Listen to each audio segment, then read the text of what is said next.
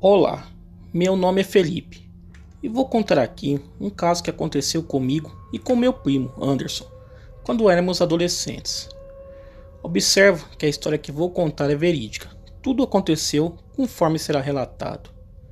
Era o ano de 1973 e nessa época minha família costumava passar as férias de julho na casa dos meus tios, que moravam em Piedade do Rio Grande, que é uma cidadezinha minúscula no sul do estado de Minas Gerais.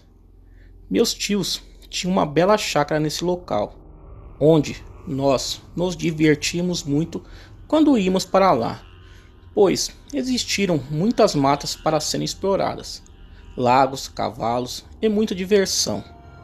Geralmente, quando íamos para lá, também iam meus outros tios, com meu primo Anderson, e eu gostava muito, devido a termos a mesma idade e nos darmos muito bem.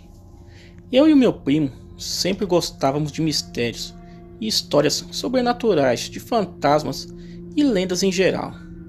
Naquela época não existia DVD, videogame e coisas modernas de hoje em dia. Então, uma de nossas diversões também era a de assistir filmes de terror quando passavam na TV, mesmo ficando morrendo de medo. A chácara dos meus tios era meio afastada da cidade, bem no meio do mato. O lugar era montanhoso e quando chovia, os trovões faziam um barulho muito grande, talvez devido às montanhas que existiam em volta. Também no inverno, a neblina era muito forte, formando um manto que não permitia se enxergar, dependendo do dia, a mais de uns 3 metros de distância, de tão densa que era. O que chamava muito a nossa atenção quando íamos para lá eram as histórias e lendas da região que o meu tio contava para nós.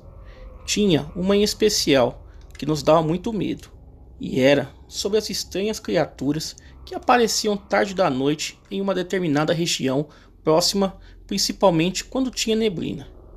Meu tio contava que em noites com neblina densa, naquela região, pessoas relatavam que avistavam estranhas criaturas surgirem como vultos saindo da neblina, fazendo um barulho estranho, como grunhidos, e perseguindo aqueles que estivessem próximos.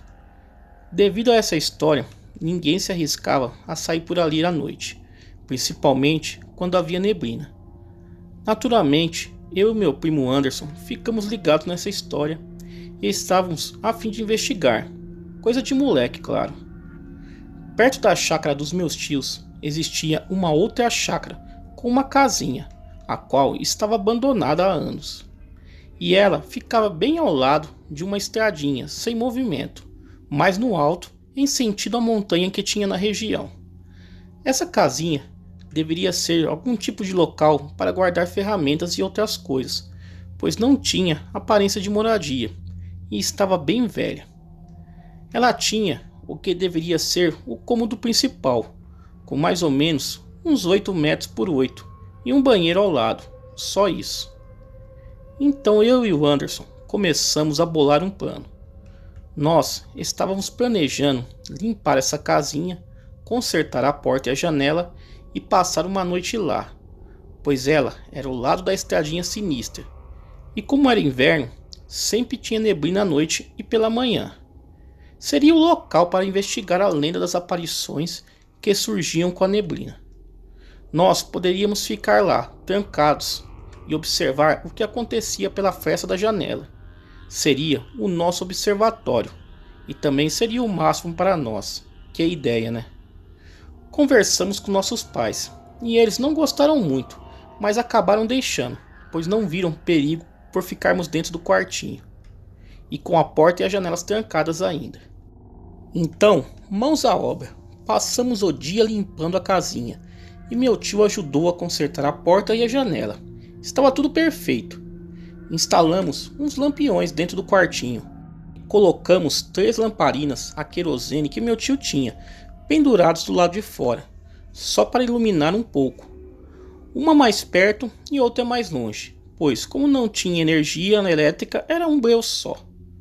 Chegando no final da tardezinha, Pegamos os colchonetes, cobertores, travesseiros, lanternas e alguns jogos para passar o tempo e fomos para a casinha.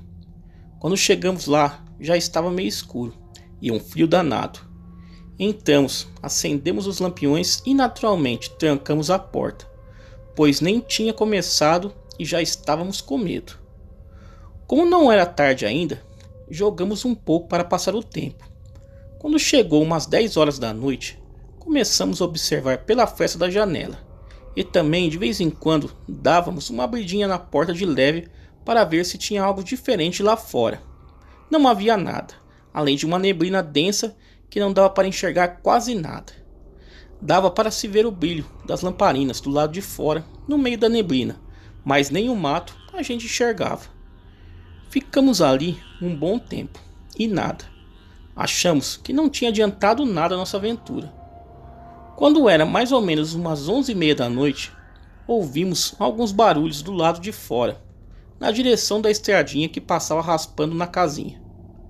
Então ficamos de olho, observamos onde podíamos, e o Anderson até abriu um pouco a porta para ver melhor.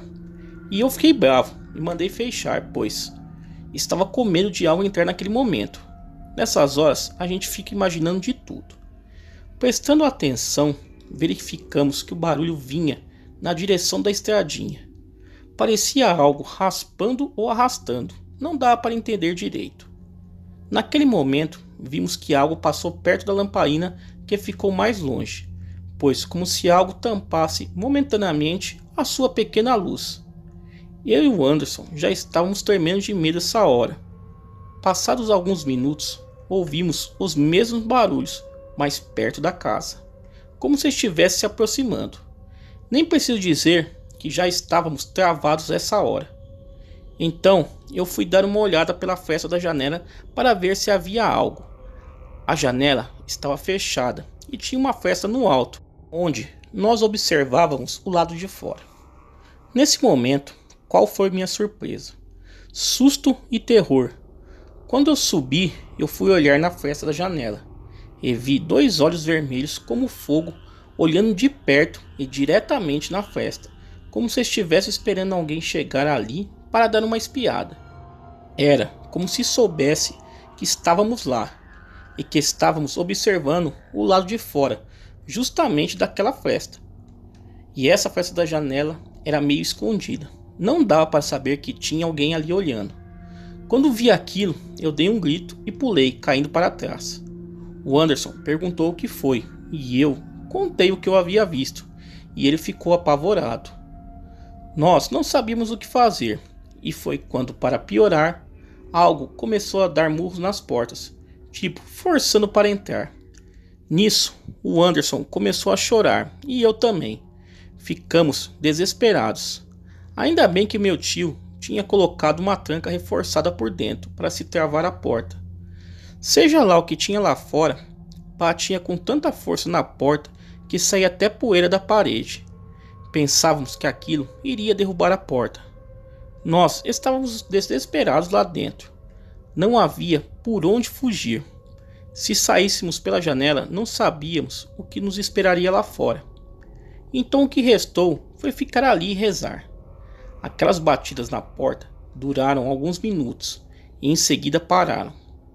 Em seguida começou a janela, mesmo ela sendo mais alta. Ficamos ali, naquela cena de horror, chorando os dois. Depois de algum tempo, as batidas pararam e escutamos o barulho de arrastar se afastando e veio o silêncio. Ficamos ali, aguardando, e depois de um tempo eu, com muito medo, dei mais uma olhada pela fresta da janela. E graças a Deus não havia mais nada lá. Ficamos atentos para ver se aquilo voltaria, mas graças a Deus isso não aconteceu. Foi ficando mais tarde, e eu não sei que horas eram. Acabamos pegando no sono. Quando chegou de manhã, demos uma olhada, e devagarinho abrimos a porta e saímos sorrateiros para observar. Não havia nada de anormal. Então arrumamos nossas coisas e saímos praticamente correndo de lá para voltar à chácara dos meus tios. Chegando lá, contamos o que tinha acontecido. e todos ficaram espantados, meio que não acreditando. Então meus tios resolveram ir conosco lá na casinha para ver se achavam alguma marca ou pista do que poderia ter acontecido. Chegando lá, todos começaram a procurar algo estranho. E foi quando meu tio observou perto da janela, onde havia barro, umas marcas de pisadas estranhas, como se algum tipo de animal tivesse pisado ali. Pareciam marcas de pé de lagarto, com aquelas patas que têm uma membrana entre os dedos, e eram bem grandes, mais ou menos do tamanho de pés humanos.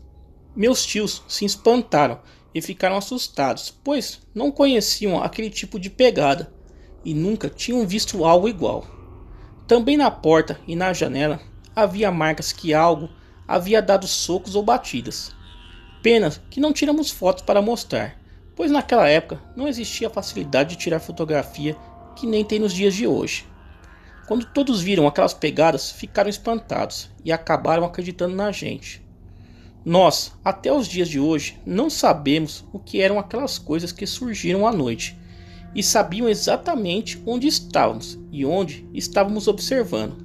E também não sabemos se foi a neblina que trouxe aquelas coisas e nem o que elas queriam. Mas é melhor nem saber, pois o preço poderia ter sido alto. Obrigado, boa noite. Tá aí, galera, relato sensacional enviado ao canal. Galera, se gostaram, se inscrevam no canal, deixem aquele like aí para ajudar o canal. Me sigam também nas redes sociais, Facebook, Instagram, Twitter, tá todos os links na descrição desse vídeo. Galera, muito obrigado e até o próximo relato.